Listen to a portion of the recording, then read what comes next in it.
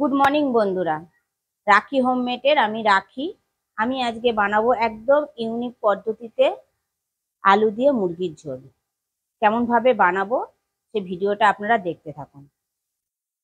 সেই জন্য কিন্তু পুরো ভিডিওটা আপনাদের দেখতে হবে। চলুন এবার রান্নাটা করা যাক। গ্যাসটা জ্বালিয়ে দিয়ে কড়াটা বসিয়ে দিয়েছি। কড়াইতে আমি দিলাম পরিমাণ মতো সরষের তেল।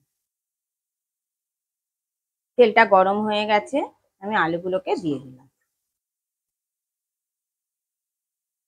নুন আর হলুদ দিয়ে আমি আলুটাকে ভেজে নেব। হাফ চামচ দিলাম হলুদ আর 1 চামচ দিলাম নুন। নুন আর হলুদটা আমি ভালোভাবে মিশিয়ে নিলাম আলুর সঙ্গে। নুন আর হলুদটা দিয়ে ভাজলে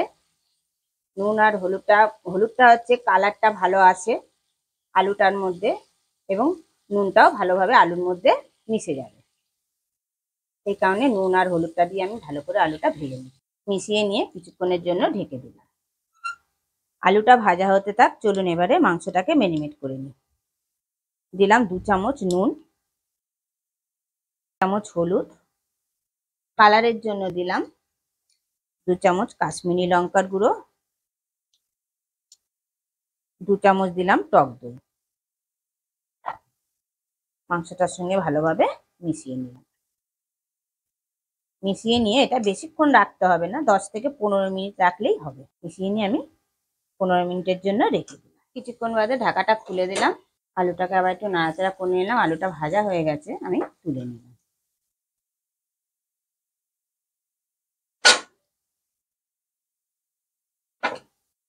ওই একই তেলের মধ্যে ফোড়নে দিলাম হাফ চামচ গোটা জিরে, 4টে এলাচ, একটা তেজপাতা, আর দিলাম কিছুটা দারচিনি। তাই আমি ফোড়নটাকে ভেজে নেব যতক্ষণ না ফোড়ন থেকে একটা সুন্দর গন্ধ বেরোয়। ফোড়নটাকে ভেজে নিলাম, ফোড়ন থেকে একটা সুন্দর গন্ধ বেরিয়েছে। এই সময় আমি 3টে পেঁয়াজ কেটে রেখে দিয়েছিলাম, মাঝারি সাইজের। পেঁয়াজটা দিয়ে দিলাম। পেঁয়াজটা দিয়ে আমি ফোড়নটার সঙ্গে মিশিয়ে নিলাম। মিশিয়ে নিয়ে এবারে পেঁয়াজটা ভেজে নেবো যতক্ষণ না পেঁয়াজের কালারটা চেঞ্জ হয়। পেঁয়াজটা ভালো করে ভেজে নিলাম, পেঁয়াজের কালারটা চেঞ্জ হয়ে গেছে। এবার আমি দিলাম 2 চামচ আদা রসুন পেস্ট, দিলাম 1 চামচ কাঁচা লঙ্কা পেস্ট, দিলাম 1 চামচ জিরে গুঁড়ো, দিলাম 1 চামচ ধনে গুঁড়ো, দিলাম হাফ চামচ হলুদ। এবার সমস্ত মশলা একসঙ্গে মিশিয়ে নিলাম। দিয়ে ভালোভাবে মিশিয়ে নিলাম। এবার যতক্ষণ না আদা রসুনের কাঁচা গন্ধটা যায় ততক্ষণের জন্য আমি ভেজে নিই। মশলাটা যাতে পুড়ে না যায়, মশলার বাটিটা দিয়ে আমি অল্প পরিমাণ জল অ্যাড করলাম। জলটাকে দিয়েও মিশিয়ে নিলাম। মিশিয়ে এবার আমি কষে নেব। সমস্ত মশলা একসঙ্গে ভালো করে কষে নিলাম। মশলা থেকে তেল ছেড়ে দিয়েছে। মশলা থেকে তেল ছেড়ে দিলে ভাববেন মশলাটা ভালোভাবে কষা হয়ে গেছে। এবারে আমি 3টে টমেটো পেস্ট করে রেখে দিয়েছিলাম, টমেটোটা দিয়ে দিলাম। দিয়েও মশলাটার সঙ্গে মিশিয়ে নিলাম। কালারের জন্য দিলাম 1 চামচ কাশ্মীরি লঙ্কা। কাশ্মীরি লঙ্কাটাও মিশিয়ে নিলাম। মিশিয়ে নিয়ে কিছুক্ষণের জন্য আবার ঢেকে দিই, যাতে টমেটোটা তাড়াতাড়ি বয়েল হয়ে যায়। কিছুক্ষণ বাদে ঢাকাটা খুলে দিলাম। দেখুন বন্ধুরা, টমেটোটাও ভালোভাবে বয়েল হয়ে গেছে। এবার আমি যে 10-15 মিনিট ধরে মাংসটা ম্যারিনেট করে রেখে দিয়েছিলাম, সেই ম্যারিনেট করা মাংসটা দিয়ে দিলাম। মাংসটা দিয়েও আমি মিশিয়ে নিলাম। ভালো করে মিশিয়ে নিয়ে কিছুক্ষণের জন্য ঢেকে দিলাম। কিছুক্ষণ বাদে ঢাকাটা খুলে দিলাম। ঢাকাটা খুলে দিয়ে আবার ভালোভাবে নাড়াচাড়া করে দিলাম। দেখুন বন্ধুরা, মাংসের কালারটা কত সুন্দর এসছে। এরকম লাল লাল ঝোল খেতে কার না ভালো লাগে বলুন। মিশিয়ে নিলাম। মিশিয়ে নিয়ে এবারে আলুটা যে ভেজে রেখে দিয়েছিলাম ওই আলুগুলো দিয়ে দিলাম। আলুগুলো দিয়েও আমি মাংসটার সঙ্গে মিশিয়ে নিলাম।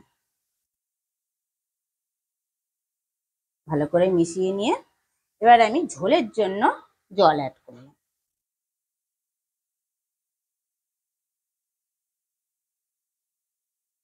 জলটাকে দিয়েও মিশিয়ে নিলাম।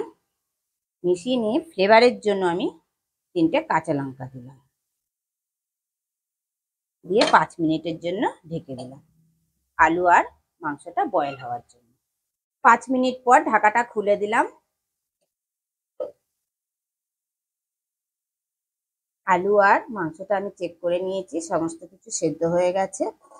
ফিনিশিং করলাম 1 চামচ গরম মশলা দিয়ে। গরম মশলাটা মিশিয়ে দিলাম, মিশিয়ে দিয়ে ওপর দিয়ে একটু ধনেপাতা। গ্যাসটা অফ করে দিলাম, আরো 4 থেকে 5 মিনিট আমি স্ট্যান্ডিং টাইমে রেখে দিলাম। 4 থেকে 5 মিনিট স্ট্যান্ডিং টাইমে রাখার পর ফিরে এলাম। এবার চলুন আলু দিয়ে মুরগির ঝোলটা আমি একটা পাত্রের মধ্যে সার্ভ করে নিই। দেখুন বন্ধুরা, দেখতে কতটা লোভনীয় হয়েছে। ভাত, রুটি, পরোটা, লুচি সব কিছুর সঙ্গে খেতেই অসাধারণ লাগবে। আপনারা ঘরে অবশ্যই ট্রাই করবেন, করে আমাকে কমেন্ট বক্সে জানাবেন কেমন খেলেন। আর ভিডিওটা যদি আপনারা ফেসবুক থেকে দেখে থাকেন, চ্যানেলটাকে ফলো করে দেবেন আর বন্ধু বান্ধবদের মধ্যে শেয়ার করে দেবেন, আরো 5 জনকে দেখার সুযোগ করে দেবেন।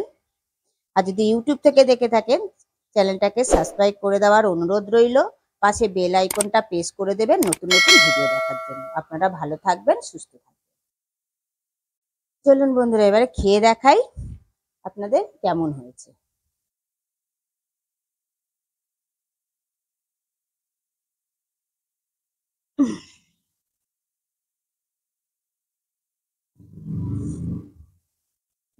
একটু মাংস নিলাম, একটু আলু নিলাম,